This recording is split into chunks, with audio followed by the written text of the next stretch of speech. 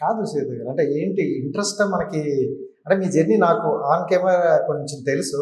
Okay. So ఎక్కడ మీ జర్నీలో ఆ మూవీ సైడ్ గానీ అంటే ఆ ఫ్యాసిలిటీ అక్కడ ఆ! కనిపించలేదు. ఇది మట్టుకైతే వాస్తవం అండి. ఆ! నేను మూవీలో యాక్ట్ చేయాలి, ఒక యాక్టర్‌గా ఇదవ్వాలని ఎప్పుడు అనుకోలేదు. హ్మ్. అనుకోకుండా వచ్చినటువంటి నాకు ఈ ఆపర్చునిటీ అన్నమాట. హ్మ్. నేనెప్పుడు అనుకోలేదు. ఆహ్, ఎలా ఇందులోకి? నేను RS brothers private limited company ఉంది కదా! హ్మ్. సో, అందులో అకౌంటెంట్‌గా జాబ్ చేస్తున్నప్పుడు అక్కడికి యాడ్స్ తీయడానికి డైరెక్టర్లు వాళ్ళు వస్తూ ఉంటారు కదా! హ్మ్. వాళ్ళు నేను అదే చూసి మేడం మీరు హోమ్లీగా ఫేస్ ఉంది. మూవీలో యాక్ట్ చేయొచ్చు కదా! ట్రై చేయొచ్చు కదా! అని చెప్పేసి అన్నారు. హ్మ్. సో, అప్పటి వరకు ఫిల్మ్ ఇండస్ట్రీ అని ఒకటుంది. ఇక్కడ షూటింగ్ జరుగుతది. షూటింగ్ జరుగుద్దని తెలుసు కానీ మరి ఇంత డీటెయిల్డ్‌గా తెలీదు నాకు. హ్మ్. సో, ఇట్లా క్యారెక్టర్స్ ఇలా చూస్ చేసుకుంటారు ఇవన్నీ తెలీదు. హ్మ్. నాకసలు తెలీదు సార్ అనంటే అప్పుడు చెప్పారాయన. హ్మ్. పలాని బోయపాటి సారు 'జై జానకి నాయక్' అనే మూవీ చేస్తున్నారు. అందులో కొత్త వాళ్ళకి అవకాశం ఇస్తున్నారు. ఒకసారి ట్రై చేయండి అని అక్కడ కో డైరెక్టర్ గారి నంబర్ ఇచ్చారనమాట. హ్మ్.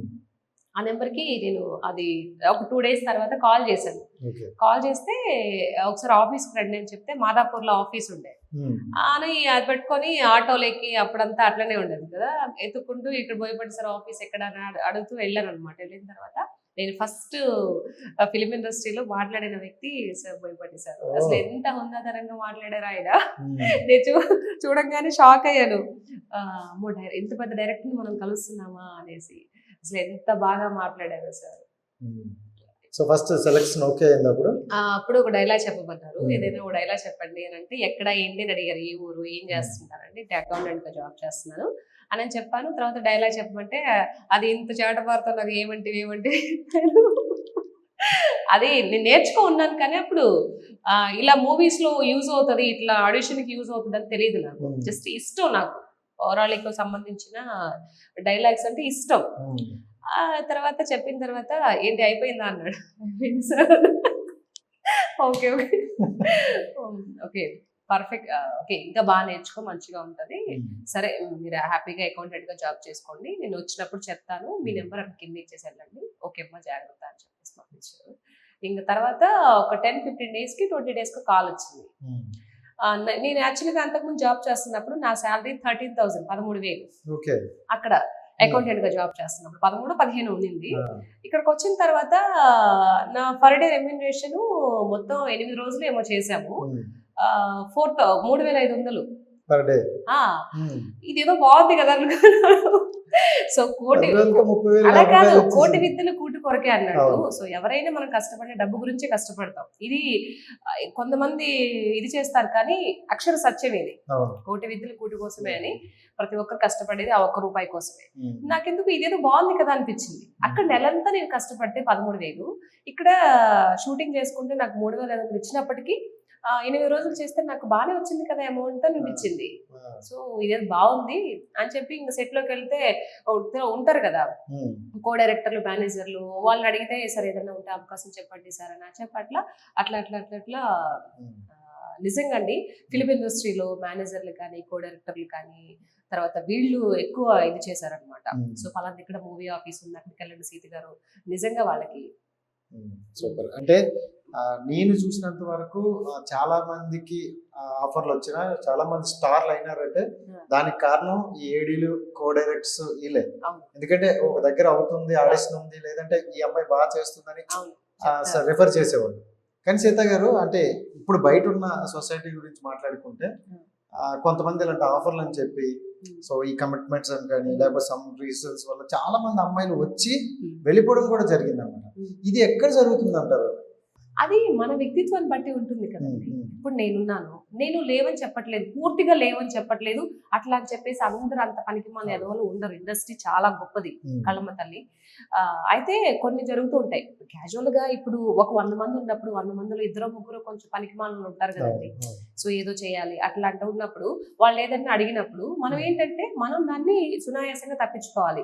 అవునా లేదండి కావాలంటే రెమ్యునరేషన్ తీసుకున్నాను లేకపోతే ఇంత నాకు వచ్చిన అమౌంట్‌లో ఇంత ఇస్తానను ఆ విధంగా చెప్పి మనకంటూ ఒక ఇది ఉంటుంది కదా! మనం ఎందుకు అంత ఫార్వర్డ్‌గా ముందుకెళ్ళాలి? వాళ్ళు అడగంగానే ఇంకొక అవకాశం ఇస్తామనో, లేకపోతే ఇంకేదో చేస్తామని వాళ్ళు చెప్పినప్పుడు మనం ఎందుకెళ్ళాలి? లేదండి అని చెప్పొచ్చు కదా! అది మన మన వ్యక్తిత్వాన్ని బట్టే ఉంటుంది కదా! అనేది నా పాయింట్. సో అట్లా ఏం ఉండదు, ఎవరో ఒకరో ఇద్దరు ఉంటారు, అసలు దాని గురించి సో పట్టించుకోవాల్సిన అలాంటి వాళ్ళు అవసరం తగలడం వల్ల కొంతమందికి ఆ ఇంట్రెస్ట్ కూడా పోతుంది. పోతుంది అని అంటే అది ఇప్పుడు మగవాళ్ళు నైజం అండి, అది అడుగుతారు. మన బుద్ధి ఏమైంది అనేది నా పాయింట్ అన్నమాట. ఎందుకు పక్కకు తప్పుకొని వెళ్ళొచ్చు కదా. ఇప్పుడు ఇది ఒక్క డైరెక్టరే కాదు కదా, ఈ ఒక్క మేనేజరే కాదు కదా, ఈ ఒక్క కో డైరెక్టరే కాదు కదా, చాలా మంది మూవీస్ చేస్తూ ఉంటారు, చాలా మంది డైరెక్టర్లు ఉంటారు. నువ్వు పలానా డైరెక్టర్ కోసమే నువ్వు ఇండస్ట్రీకి రాలేదు కదా, అంతకు ముందు నీకు వాళ్ళు ఎవరో కూడా తెలియదు కదా. అలాంటప్పుడు నీ జీవితాన్ని వాళ్ళ చేతిలో పెట్టాల్సిన అవసరం ఏముంటుంది కదా. అది ఒకవేళ అలాంటి వాళ్ళు అడిగే వాళ్ళు ఉన్నా కూడా మన మైండ్ మనకేమైంది అనేది మనం చూసుకోవాలి కదా. నేను అమ్మాయిలదే తప్పంటారు, వాళ్ళు అడుగుతారు, బట్ నీ బుద్ధి ఏమైంది అనేది నేను చాలా మందికి ఎప్పుడైనా షూటింగ్స్ లో వస్తూ ఉంటారు కదా, వాళ్ళకి చెప్తూ ఉంటాను, అక్క ఇలా అయింది అక్క, ఇలా అయింది అక్క అని చెప్తూ ఉంటారు. సో అలా కాదమ్మా, ఇలా ఈ విధంగా ప్లాన్ చేసుకోండి, ఈ విధంగా వెళ్ళండి అని చెప్తూ ఉంటారు అనమాట. సో అంటే యాక్చువల్లీ ఈ వాయిస్ నాకు కొంచెం ఎక్కట్లేదు. ఓకే, సో వేరే వాయిస్ వినిపిస్తుంది, ఆ వాయిస్ కొంచెం ఎప్పుడు వస్తుంది బయటికి? ఏంటి నెల్లూరు స్లాంగ్? అమ్మా ఓకే.